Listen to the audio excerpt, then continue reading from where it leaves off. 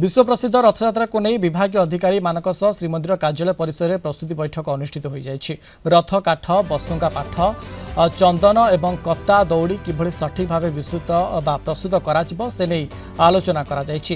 कत्ता निगम रथ दौड़ी देवाई प्रतिश्रुति देथिबा बेले बस्तुंगा पाठ चंदन सबू श्रीमंदिर प्रशासन पाखे मौजूद रही।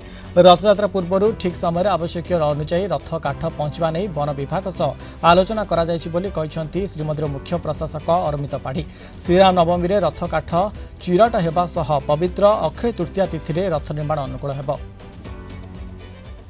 चलित वर्षर घोषयात्रा 100 दिन रु कम रही तेणु जिला प्रशासन तरफ श्रीमंदिर प्रशासन तरफ पुलिस प्रशासन तरफ व्यापक प्रस्तुति आरंभ होती।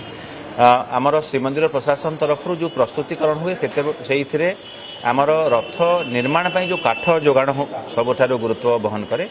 आम जहाँ प्रस्तुति संपर्क में आज आलोचना करछु से देखिलु जहाँ भी रथ काठ आसवा कथा ठीक हिसाब से ताहा एबे आसी जाइछि एवं आसंता राम नवमी बेलू ताकू चिरट कार्य आरंभ होब एवं अक्षय तृतीया बेलू तार रथ निर्माण आरंभ होब।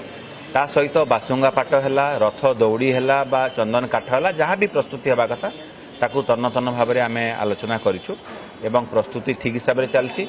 आगामी दिन में जिलापाल बैठक करेंगे आरडीसी स्तर में बैठक हम एवं माननीय विधि मंत्री और माननीय मुख्यमंत्री समीक्षा करेंगे।